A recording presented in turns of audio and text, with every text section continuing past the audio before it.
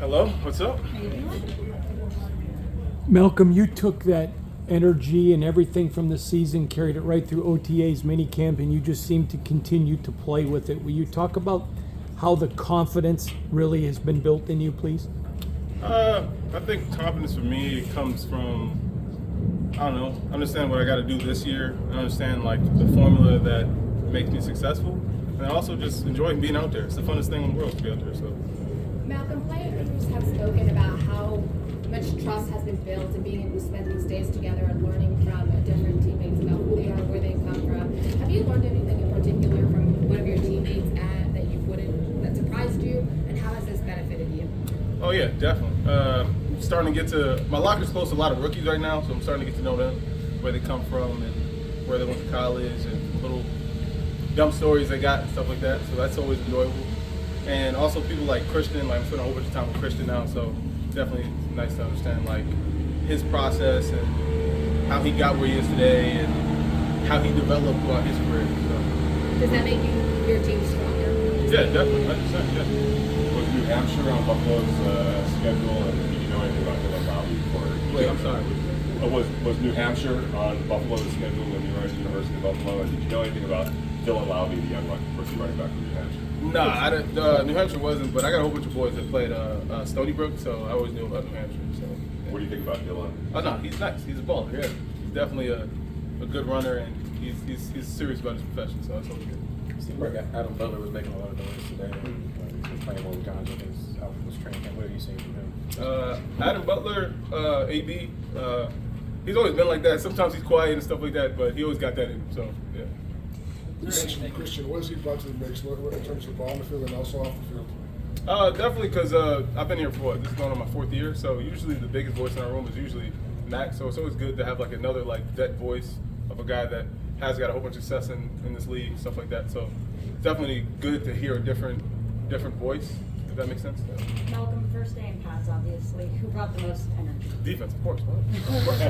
Malcolm, you got a youngster on the defensive line that's impressed the coaches. Snowden just showed some flashes. Would you talk about him? Oh yeah, nah. Snow, he's making leaps and bounds. So he's definitely. I'm checking with him because we're both playing Sam and stuff like that. So like, I don't know. He's been balling. So yeah. With the way you finished last season, did you have to focus on anything to make sure that you told yourself, I want to continue this momentum, as opposed to, maybe there might be some pressure? I know it probably is pressure, but I'm not really focused on that. It's just like steps that I know that last year around this time that I was taking and focusing on.